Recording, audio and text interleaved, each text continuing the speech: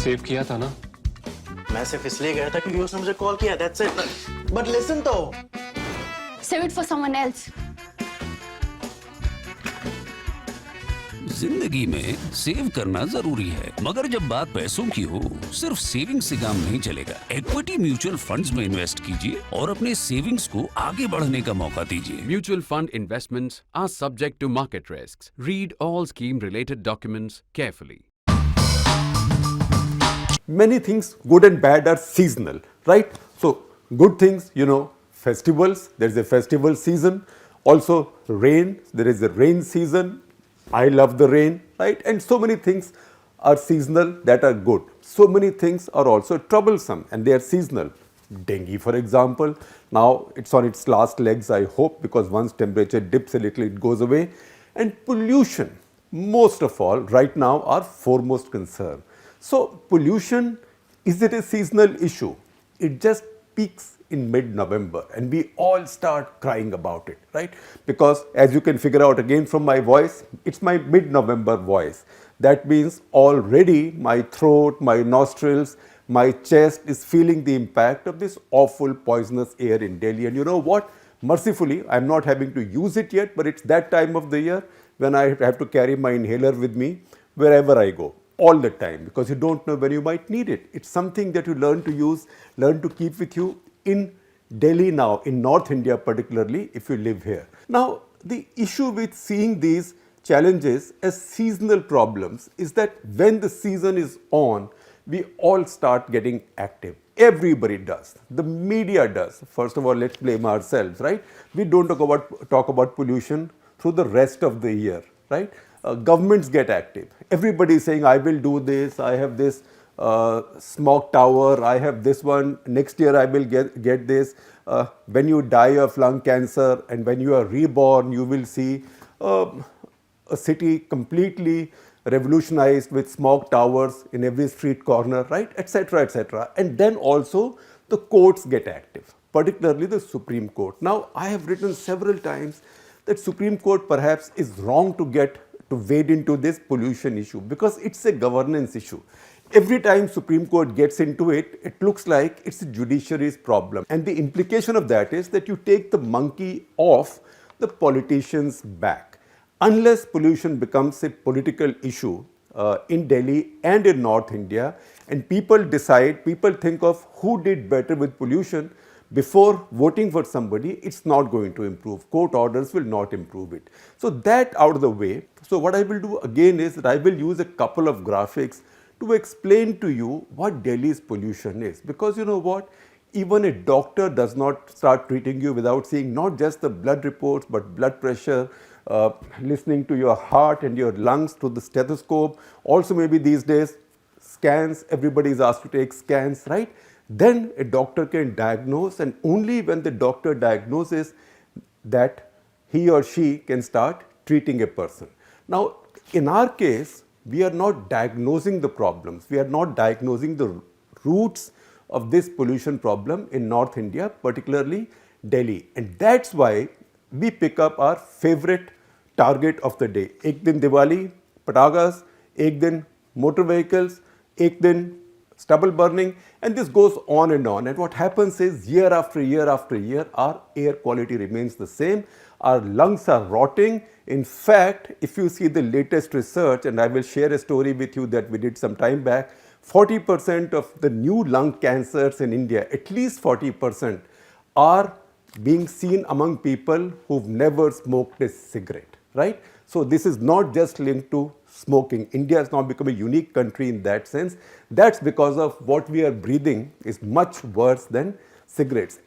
Important thing to remember is it's not just during these 2 or 3 weeks of November and December. So to explain this better, I will also use 2 props. One to begin with now, something borrowed from the Franco-American culture. And also in conclusion, I will gratefully borrow something from Bhakt Kabir by way of spiritual poetry. Just 2 lines, don't worry. Now, the French started something in the 19th century, the mid-19th century, called vaudeville. What is vaudeville? V-A-U-D-E-V-I-L-L-E. It was just a musical farce. Musical farce, log bore ho rahe hain, right? People are getting bored, so they come, You have a clown coming in playing a few tricks, you have a few magicians coming now and then. There's no thread, no structure to what they were doing, right? They were acrobats doing their kalabazis, right? They were comedians of various kinds. In fact, at one point, even Charlie Chaplin was doing it. This was one of the first things Charlie Chaplin doing. It was still the era of silent movies. So Charlie Chaplin in 1910, 11, 12, 13 also was part of many vaudeville groups. He was born in 1889, by the way, the same year as Jawaharlal Nehru. So he was about 20, 21, 22 at that point of time. So that is how they entertained people. They were animals. You could play tricks with the hathi, with an elephant.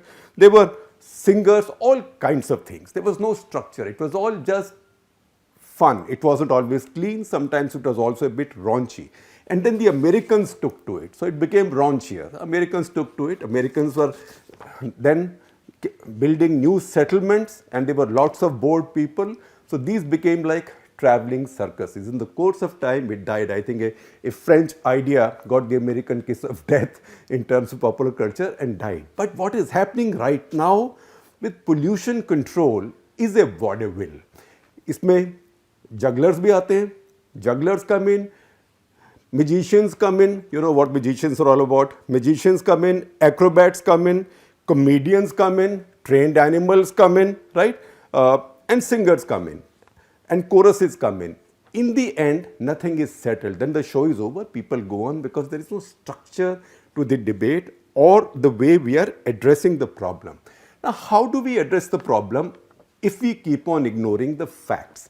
Now, we saw today, the Supreme Court said that, oh, you guys are scapegoating the farmers. They contribute to only 4% of Delhi's pollution. Now, this is both right and wrong. This is something I believe that the Attorney General of India said. Now, this is both right and wrong because, once again, absolutes and percentages differ. So, if you take a percentage over a year, maybe it's only 4%.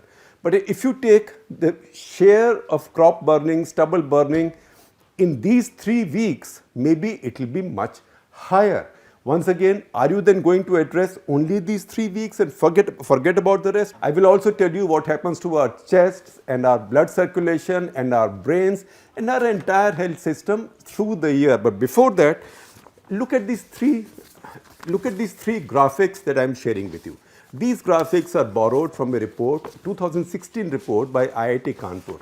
It is the only authentically researched, certified, peer-reviewed report available on Delhi's pollution crisis in terms of where does pollution come from in Delhi. There is also a list of suggestions that also quantifies that if you do this, your pollution or smog will come down by this much. This is essentially about smog. So this is a report by 2 eminent IIT Kanpur professors. There is Dr. Mukesh Sharma, who is now a fellow of National Academy of Engineering. He is a professor of civil engineering at IIT Kanpur, and also Professor Onkar Dikshit, who is also professor of civil engineering at IIT Kanpur. So from this report, I pick up these 3 graphics, and please pay attention to these as they come up on my screen. So first of all, let's talk about this element of the smog that bothers us most of all, and that causes the most long-term damage, although it may not be the most visible. The larger smog particles are more visible. Those are about size of 10 micrograms, but size of 2.5 and below 2.5. That is the most dangerous because our lungs, our respiratory system cannot filter it. It goes and sits in our lungs. It sits in our lung. It's so small, it also gets into our bloodstreams. And it's only when it gets into our bloodstreams that it starts affecting everything from our lungs to our overall health. Also, it starts affecting our children's cognitive ability, their growing brains, and also their growth by and large. It's a terrible thing. It's like living in a radiation cloud all the time. Okay, I may be exaggerating. Radiation can kill people very quickly, but it's a kind of a slow radiation cloud because there's no getting away with it.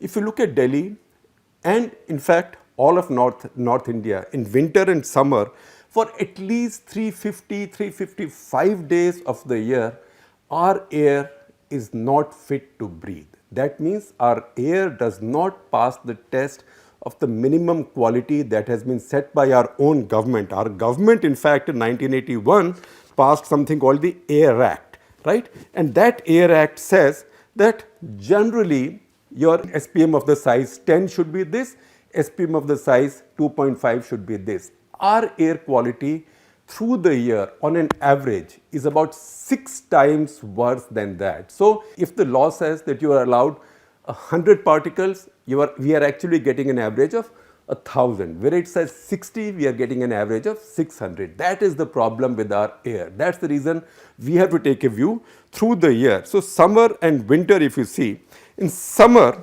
the particle of the size 10, that's a larger particle, is 4 times the acceptable limits according to the Air Act, right?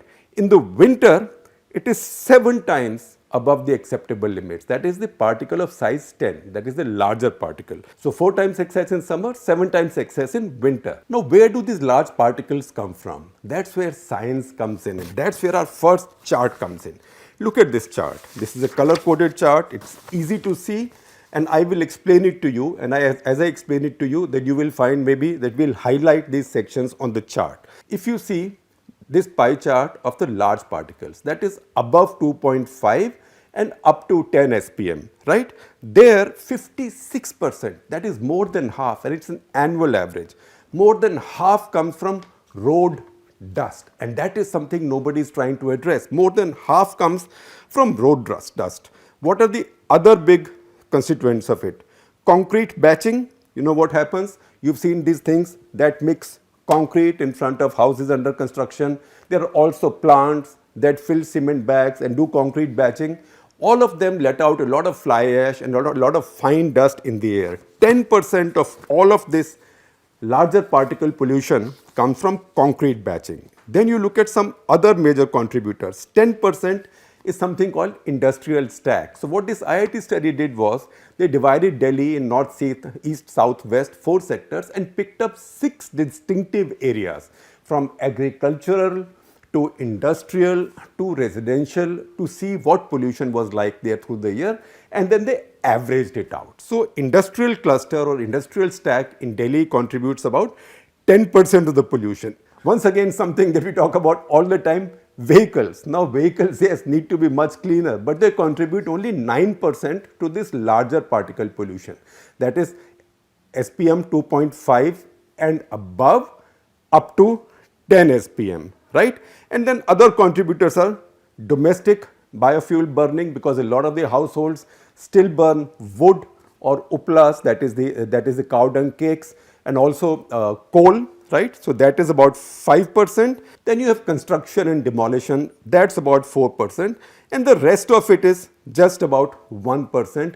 Maybe cremations take about 2%, right? So that is how it is. That is how this cookie is cut. So if you see this, then you understand that one of the things that we need to address on priorities is our road dust, because that's 56% of our larger pollution, right, which is also very bad. Now our smaller pollution, and remember now I am talking percentages, not absolute numbers, because absolute numbers for winter will be higher than summer, because in the winter the air quality is much worse on this SPM 2.5 or below 2.5 count than in the summer. But see the percentage contribution of various factors. Now if you see percentages of the small particle pollution or small particle smog, which is the worst for us, the cause of cancer and much else and much worse. Now this pollution in the winter, 25% comes from vehicles, right? What is the reason? One reason is that Delhi's air has inversion in the winter. It doesn't have that much wind blowing through it, particularly at this time of the winter. Then maybe towards the end of December, some winter rains start coming in, etc., and it clears out, it's taken away. Right now, there's air inversion. Everything that comes out hangs in the air. So in winter, vehicle pollution in the small particle is 25%. In the summer, it's only 9%. So what works in the summer does not work in the winter. What works in the winter does not work in the summer. But our lungs are being assaulted 365 days of the year. Then secondary particles we told you about, dust and all kinds of things. Secondary particles, 30% in the winter, 15% in the summer. Now these secondary particles will also include what's coming in from stubble burning, for example. So that is 30% in the winter, 15% in the summer. Biomass burning. Burning is mostly in Delhi. The biomass burning is that a lot of the people, you find poor people burning biomass to stay warm in the winter. You will also find lots of the households burning biomass to cook. Now in Delhi, this IIT report told us in 2016, there were 9,000 restaurants, hotels, dhabas using tandoors, right? So using wood or coal. Now, it's wonderful to have tandoori food, right? I'm not saying don't have tandoori, either paneer or chicken or mutton or whatever. You can have all that, but must it be done over coal? So that biomass burning during the winter is 26% of Delhi's small particle smog. In the summer, it's 12%. Coal and fly ash. And now that's a very interesting story. Coal and fly ash during the winter is only 5%. But during the summer, it's 26%. Why so? That's where the majesty of nature intervenes, unfortunately, to our detriment. In the winter, because we don't have winds blowing, because we have air inversion, because winds are still, all the pollutants that we release in Delhi and North India, they hang in the air. And what is produced to the west of Delhi, say in Haryana, Punjab, Pakistani Punjab, by way of stubble burning, all that also comes in slowly, winds bring them in this area and then it sits there because of inversion. So in the winter, wind directions punish us. In the summer, wind directions again punish us because they blow from the other direction. So in the periphery of Delhi, for example, in the 300-kilometer periphery of Delhi, there are enough power plants, all coal-fired, mostly coal-fired, producing 11,000 megawatts of power. So they emit a lot of fly ash and other pollutants. Because in the summer, the winds blow from that direction towards Delhi. That's why in the summer pollution, the share of coal and fly ash is 26%, whereas in the winter, it's only 5%.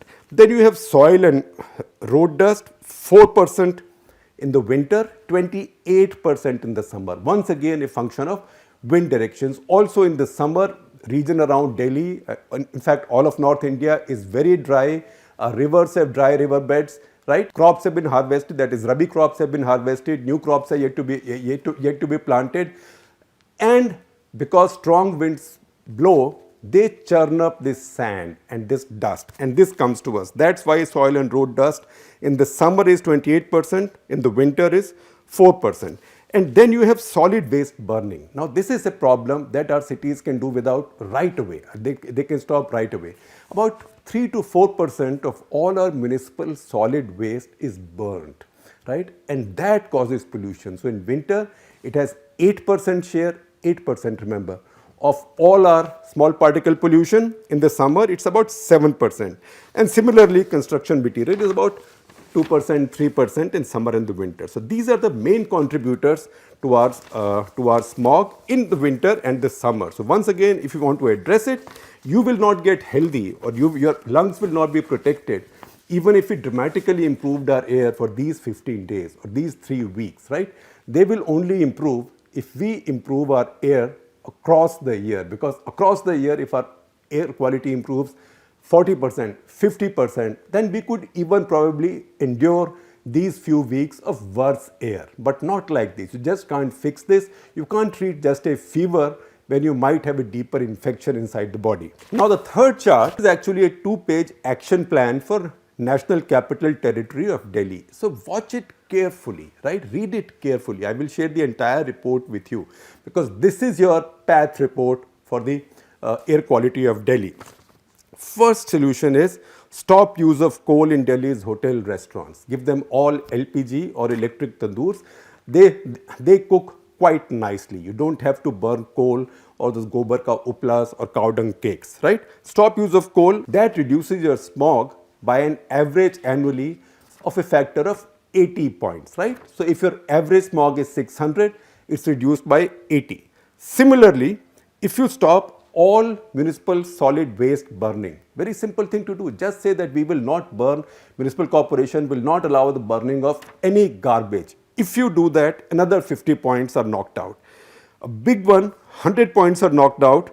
If you do something as simple again as put some scientific methods on construction and demolition. And what are these methods? Handling of storage of raw material, completely cover the material. That can be easily enforced. Water spray over construction material so it doesn't, it's not kicked up by winds, and store the waste inside premises with proper cover. You will find every now and then some inspector comes and hands over a fine of a certain amount to some household, but that doesn't work like that. You have to bring in awareness and make it happen. Other areas, concrete batching, we explained to you what concrete batching is. If you can do a few things with concrete batching, and these are civil engineers, two professors of civil engineering talking to us, they say you can put windbreakers, bag filters at silos of cement, etc., enclosures, hoods, curtains, telescopic chutes where this stuff falls so it doesn't fly around, right? These are simple things that again cuts off 40 points from this smog, annual smog factor. Once again, road dust and soil dust. If you have vacuum sweeping of major roads, we've been promised this for the past many years, but as we figured just now in the Supreme Court, all of Delhi has only 69 vacuum sweepers. So if you vacuum sweep your roads 4 times a month, just 4 times a month, and you carpet all the shoulders, carpet them with shrubs, grass, whatever you want, if you carpet the shoulders, and then you do mechanical sweeping with water wash occasionally. If you do all that, another 70 points will be knocked out. Once again, vehicles, I think some progress is taking place. If you push everything to BS6, that is Bharat Stage 6, then you will find an improvement of about 50 points. Now, the big contributor to secondary particle pollution is our power plants around Delhi in the 300 kilometer periphery, and I think barring one that's nuclear, a small one on the banks of the Ganga, the rest are all coal fired. You have to apply engineering solutions which are available. So you have to de-SOx and de-NOx them. What is de-SOx? You have to put in new systems whereby they don't emit sulfur dioxide. And what is de-NOx? Again, you have to put in engineering systems whereby they do not emit nitrous oxide. Again, these things can be done, but they sound very boring, right? They are not exciting. They are not like, you can start abusing the farmers for 2 weeks, then you can abuse motor vehicles and do even odd the other week, or then you start saying ban patakas another week. It doesn't work like that. You have to address all of it together through the year, otherwise it's not going to work. Similarly, biomass burning, you can cut a lot of it by incentivizing Punjab and Haryana farmers to stop burning the stubble. You cannot do it by passing a law saying if you are seen burning the stubble, I will lock you up in jail. You will have to build very large jails for that, and farmers will defy you and they'll say, all right, I am willing to go to jail. So you have to use nudge politics. You have to use behavioral economics to make them switch from. Now I know you might say that you've come this far but you haven't talked about Diwali. I will tell you about Diwali also. Patakas on Diwali do add to pollution, but for about 3 or 4 or 5 days at a time when air quality in Delhi is already very bad, right? So at that point, it becomes much worse. At that point, SPM doubles for those few days, and the amount of potassium and barium in the air, which are poisonous to us, both go up 10 times, right? So it's not as if Diwali is not a factor, it's a factor, but it's a temporary factor. Even if you stopped all burning of patakas on Diwali, it will give you relief only for a few days. Otherwise, you have to address this problem through the year. So that is the reason I said I will borrow something from Bhakt Kabir to conclude this. Remember, Bhakt Kabir said one of his most famous dohas, Dukh mein simran sab kare, sukh mein kare na koe, jo sukh mein simran kare to dukh kahe ko hoye.